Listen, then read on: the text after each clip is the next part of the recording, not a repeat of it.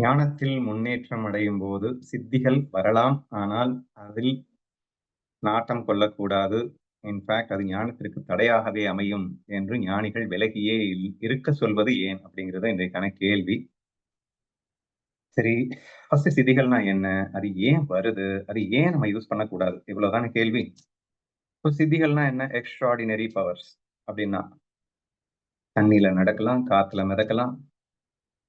இப்படின்னோன நம்ம என்ன நினைக்கிறோமோ அதுவா ஆகலாம். அதாவது கோடீஸ்வரன் ஆகலாம், பிச்சைக்காரன் ஆகலாம், இன்னொருத்தனையும் ஆக்கலாம். சரியா? சோ, ஒரு தெலுங்கு படத்துல என்ன 100 பேர ஒருத்தன் அடிக்கிறான். நான் 1000 பேர கூட அடிப்பேன். சரியா? எக்ஸ்ட்ரார்டினரி பவர் இருந்ததுன்னா. அல்லது நம்ம கிருஷ்ணன் கையில ஒரு சுதர்ஷன சக்ரா அப்படின்னு ஒண்ணு வச்சிருப்பாரு. அப்படி எடுத்து விட்டாருன்னா, அது எல்லாத்தையும் துவம்சம் பண்ணிட்டு மறுபடியும் வந்து கைக்குள்ள உட்காந்துக்கும். சரியா? So, all these we can call it as an extraordinary power and siddhis அப்படின்னு வச்சுக்கோங்க. ஓகேவா? சரி, இப்ப இந்த சித்தீஸ் வந்து ஆன்மீக முன்னேற்றம் அடையும் போது வருவதன் காரணம் என்ன? அப்ப இறைவனே பார்த்து வந்து இவனுக்கு தகுதி இருக்குன்னு நெனச்சு குடுத்தாரு அப்படின்னு சொன்னா, அத யூஸ் பண்ண வேண்டான்னு ஏன் சொல்லணும்? அந்த மாரி ஒரு கேள்வி வருது. ஆக்சுவலி இது என்ன நடக்குது? இப்போ உதாரணமா ஒரு பக்தன் எடுத்துக்கலாம். இப்ப பக்தன் அவன் என்ன பண்ணிடுறான் அப்படின்னா, முழுமையாக சரணாகதி செய்து விடுகின்றான். இந்த நான் அப்படிங்கிற அந்த ஒரு விஷயத்த டோட்டலா அங்க சப்மிட் பண்ணிடுறான். தான் வாழ்வதே அவனுக்காக அப்படின்ற ஒரு ஃபீலிங்க்கும் வந்துடுறான். முழுமையான இந்த ஒரு ஃபீலிங்க் வந்தவுடனே பகவான் என்ன பண்றான்னா, த பவர் ஆஃப் சரண்டர்ங்க அது. அதாவது surrender cannot takes place in one side alone. ஒருத்தர் இன்னொரு கிட்ட சரண்டர் ஆறாருன்னா, அந்த மொமெண்ட்ல இவர்கிட்ட சரண்டர் ஆயிருவாரு. பக்தன் பகவானிடம் சரண் புகும் அதே நேரத்தில் பகவான் பக்தனிடம் சரண் புகுகின்றான் அப்படிங்கிற மாரி ஆயிடுது. அப்ப என்ன ஆச்சு அப்படின்னா, பகவான் இஸ் அன் எக்ஸ்ட்ரார்டினரி பவர். அது சொல்லவே வேணாம். சரியா? நம்ம இன்னும் விசார சாகரத்துல ஜீவன், ஈஸ்வரன், பரபிரம்மம் அப்படிங்கிற ஸ்டேட்டஸ்ல நம்ம விரிச்சு பார்த்துட்டோம். தி பவர் ஆஃப் ஈஸ்வரா அப்படிங்கிறதெல்லாம் உங்களுக்கு நல்லாவே தெரியும். சரியா? இப்ப இந்த ஜீவன் ஈஸ்வரன்ட்ட போய் சரண்டர் ஆன உடனே இப்பயும் ஜீவன் வந்து ஆசைப்படல. எனக்கு எக்ஸ்ட்ரார்டினரி பவர் வேணும். நான் உன்ன மாதிரி இருக்கணும். உனக்கு எல்லாமே தெரியுது. யார வேணா, எப்ப வேணா, எப்படி வேணா நீ வந்து வச்சுப்ப. அந்த மாரி நான் வந்து வச்சுக்கணும் அப்படின்னு வந்து ஜீவன் ஆசைப்படல. என்ன ஆகுது? இவன் வந்து ஒப்படைச்சுட்டான். அவ்வளவுதான். இப்போ ஈஸ்வரன் தன்னை இவனிடத்தில் சரண் புகுத்துகின்றான் அப்படின்ற ஒரு ஆஸ்பெக்ட் வருது இல்லையா? அதே மாரி கண்ணன் கீதையிலே என்ன சொல்லியிருக்கான்னா, அவனுக்காக என்ன வேணா பண்ணுவேன் அப்படிங்கிறான். அப்படி இருக்கும்போது, இப்போ இந்த பக்தர்கள் வந்து யாராவது பார்த்து "நீ நல்லா இருப்பா" அப்படின்னு சொன்ன உடனே, அந்த ஈஸ்வரனுக்கு அவனை நல்லா இருக்க வைக்க வேண்டிய அவசியம் வந்துருது. ஏன்னா, இவன் தான் இவனுக்கு அடிமை ஆயிட்டானே. சோ அந்த மாரி இவன் மனசார வந்து நமக்கு சித்தி வந்துருச்சு அப்படின்லாம் இல்ல, இல்ல இந்த ஹீலிங் பண்ணுவாங்க அப்படின்னு சொல்லுவாங்க பொதுவா. இந்த ஞானத்துல முன்னேறினவங்கலாம் வந்து ஹீல் பண்ணி அடுத்தவங்கள குணம் பண்றது அப்படின்னு சொல்லிட்டு. இப்ப கூட தன்ட்ட சக்தி இருக்கு, தான் வந்து எல்லாத்தையும் குணப்படுத்துற சக்தி இருக்குன்னு எந்த பக்தனும் ஃபீல் பண்ண மாட்டான். அவுட் ஆஃப் லவ்ல யாராவது கஷ்டப்பட்டு, அம்மா அப்படின்னு வேண்டிட்டு வரும்போது நீங்கள் நலமாக வாழுங்கள். என் இறைவனை நான் பிரார்த்தித்துக் கொள்கிறேன். அனைவரும் நலமாக சாயதானாலே ஞானதேவர் பாடலையாங்க. சாயதானால ஞானதேவர் எல்லாரும் நல்லா இருக்கட்டும்னு பாடினாரு. அந்த மாரி இவன் நல்லா இருக்கணும் அப்படின்னு ஒருத்தன பார்த்து சொன்ன உடனே ஆட்டோமேட்டிக்கா அது ஆக்டிவேட் ஆயிடுது. அப்படிங்கிற மாரி வருது. சோ ஹவ் அப்படிங்கிறதுக்காக நான் சொல்ல வரேன். சரியா? Those who are completely surrendered to god அவன் அட்வான்ஸ்ட் ஸ்டேட்க்கு போயிடுறான்னு அர்த்தம் சரண்டர் ஆகும்போது. அப்போ சித்தி ஏன் வருகிறதுன்னா, சித்தி அப்படிங்கிறது it happens naturally and automatically அப்படின்னு புரிஞ்சுக்கோங்க. ஓகேவா? சரி ஏன் பயன்படுத்தக்கூடாது? இது சொல்லணும்னு அவசியமே இல்ல. இவன் தான் சரணாகதி ஆயிட்டானே. இவன் வந்து தான் பவர்ஃபுல்ன்னு நெனைக்கவே இல்லையே. அப்ப இத வந்து நான் அப்படி பயன்படுத்துவேன், இப்படி படுத்துவேன்னு சொல்லப் போறது இல்ல. அதனால இறைவன் ஆட்டோமேட்டிக்கா சரண்டர் ஆனான். சரியா? இப்போ பக்தன்ட்ட பகவான் சரண்டர் ஆனான்னா, பகவானையே இவன் அடிமைப்படுத்தி விடுவான் அப்படின்னு தெரிஞ்சா சரண்டர் ஆவாரா? பகவான் எப்பப்ப என்ன நடக்கணும்னு வச்சிருக்கான். சரியா? இவனுக்கு பவர குடுத்துட்டு இவன் இஷ்டத்துக்கு நடக்கணும் அப்டின்னா, இவனுடைய சிருஷ்டியே கொலாப்ஸ் ஆயிடாதா? பட் ஸ்டில் ஒருத்தனுக்கு அவன் பவர குடுக்குறான் அப்டின்னு சொன்னா, ஆட்டோமேட்டிக்கலி அவன் மிஸ்யூஸ் பண்ண மாட்டான் அப்டிங்கிற நம்பிக்கையில தான் அவன் குடுக்குறான் அப்டிங்கிறதையும் சேர்ந்து புரிஞ்சுக்கோங்க. பட் அன்பார்ச்சுனேட்லி இவன் முழுமையாக சரண்டர்ல இருக்கும்போது தான் பவர குடுத்தான். பட் பவர் இருந்து கொஞ்ச நாளைக்கும் நல்லா தான் இருக்கும். பட் உள்ள இருக்கிறது 100% ஈகோ டெஸ்ட்ராய் ஆகாம அல்லது 99% சரண்டர்ன்னு வச்சுக்கோங்களேன். உள்ள இருந்து மறுபடியும் எழுந்திருக்கிற வாய்ப்பு இருக்கிறது அப்படிங்கிற ஒரு விஷயத்த தான் நீங்க எல்லாருமே ஷேர் பண்ணியிருந்தீங்க.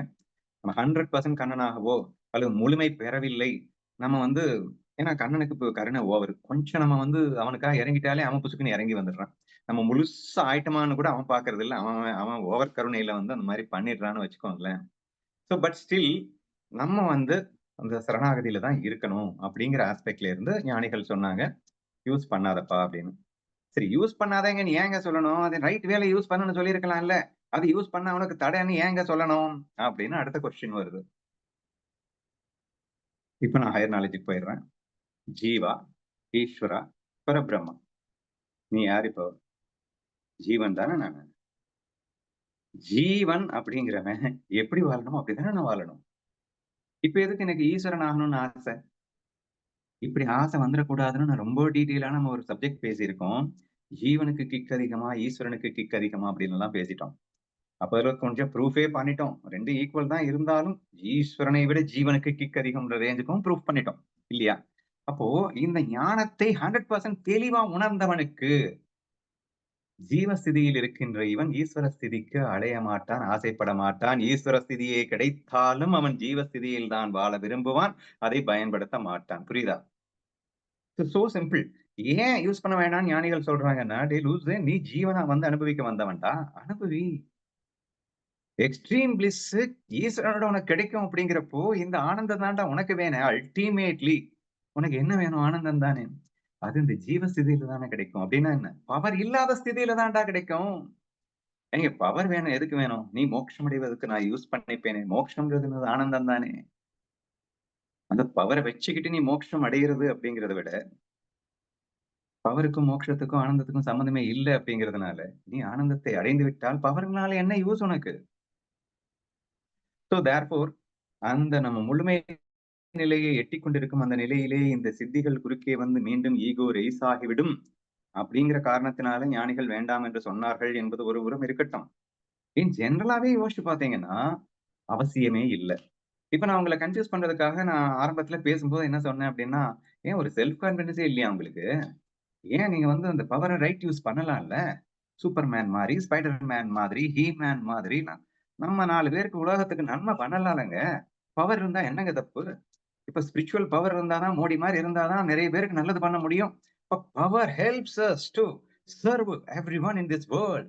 வய் நாட்? அந்த கான்ஃபிடன்ஸோட இருக்க வேண்டியது தானே. ஏன் பவர் வேணாம்னு சொல்றீங்க? அப்படின்னு மாரி ஒரு கொஸ்டின கேட்டேன். சரியா?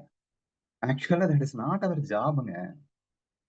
இந்த உலகத்தை திருத்துவதோ, உலகத்துக்கு சேவை உலகில் உள்ள எல்லாருக்கும் வந்து என்னுடைய பவர வச்சுக்கிட்டு எல்லாத்தையும் நல்லா வச்சுக்கிறது அப்படிங்கிறது நாட் மை ஜாப்.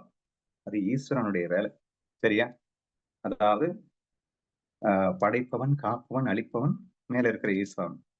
யார் யாருக்கு எப்பப்போ என்னென்ன தரணும், எத எது குடுத்தா அவன் ஞானி ஆவான் அப்படிங்கிறதெல்லாம் எனக்கு தெரியுமா? அவனுக்கு தெரியுமாங்க? அப்ப அவன் தானங்க அத பண்ணணும். அந்த பவர யூஸ் பண்ணணும். எப்ப யாருக்கு எத பண்ணணும் அப்படிங்கிறதெல்லாம் அவன் தான் யூஸ் பண்ணணும்.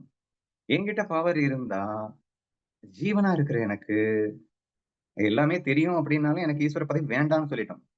2வது ஜீவனுக்கு அந்த டியூட்டியே இல்லன்னு சொன்னோம். இன்னொரு முக்கியமா என்ன சொன்னோம் அப்படின்னா, உலகத்தை காத்து ரட்சிக்க வேண்டிய கடமையெல்லாம் ஈஸ்வரனுக்கு இருக்கின்றது. ஜீவனுக்கு அது கூட இல்லடா அப்படின்னா கிக்கு என்ன லெவல்ல இருக்குன்னு வேற சொல்லிட்டோம். சரியா? அப்போ இவ்வளவு அட்வான்டேஜஸ் ஜீவ பதவியில் இருக்கும்போது, நீ ஞானியா இருந்து அந்த ஜீவத்தன்மையை அனுபவிப்பதற்கு பவர்ஸ் குறுக்காகத்தானே இருக்கும். இந்த பவர் ஈஸ்வர பதவியை அல்லவா குறிக்கின்றது. அப்ப இது எதுக்கு லோடு தானே நமக்கு தேவையில்லை என்றுதான் இவன் நினைக்க வேண்டும் என்று புரிகிறதா? லாஜிக்கலி நான் சொல்ல வரேன். இப்ப நீங்க சொன்ன பாயிண்ட்க்கு அபார்ட் ஃப்ரம் தட் எக்ஸ்ட்ரா ஒரு பாயிண்ட் புரிஞ்சுக்கோங்க. நம்ம வந்து முழுமைய அடையல. அதுக்கு முன்னாடி வந்துச்சுன்னா ஈகோ ரைஸ் ஆயிறதுக்கு வாய்ப்பு இருக்கு அப்படி. நான் என்ன சொல்றேன், தேவையே இல்லங்கிறேன். உனக்கு அந்த பொறுப்பே கிடையாதுன்றேன் நான். உனக்கு என்ன குடுக்கப்பட்டது ரோலு? ஸ்ரீகாந்தா பிறந்திருக்கேன் அப்படின்னா, ஸ்ரீகாந்தா வாழ்ந்துட்டு போ வேண்டியதானே! நீ பிரம்மம்னு உணர்ந்துட்டேல்ல. பிரம்மம்னு உணர்ந்த அந்த ஸ்திதியில இந்த உலகத்தை இந்த ஜீவனாயை அனுபவிக்க வேண்டியது தானே நம்ம ரோலு. இந்த ரோல் ஆஸ்பெக்ட்ல இருந்து பார்க்கும்போது, இப்ப யாராவது நான் கன்ஃப்யூஸ் பண்ண மாரி கன்ஃப்யூஸ் பண்றாங்க. டேய் அத யூஸ் பண்ணி 4 பேருக்கு நல்லது பண்ணலாம்ல. அது என்னோட ரோல் இல்லடா. அது ஈஸ்வரனோட ரோலு. அப்ப உடனே நான் இன்னொரு கன்ஃப்யூஸ் பண்ணேன். அதர்மம் தலை தூக்கும் போதெல்லாம் நான் ஒரு உருவெடுத்துக் கொண்டு வரவில்லையா? அப்போ ஈஸ்வரனாவே இருந்து அவன் காப்பாத்திருக்கலாம். ஆனா அவன் ஒரு ஜீவனா வந்து காப்பாத்துனான் இல்லையா? அப்போ ஏங்க கண்ணனே வந்து ஜீவனா வந்து பண்ணானே அப்படின்னா, அது அளப்பரிய அன்பின் வெளிப்பாடு. ஜீவனா வந்து தான் அதர்மத்த அழிக்கணும்னு கண்ணனுக்கு ஒண்ணும் கட்டாயம் கிடையாதுங்க.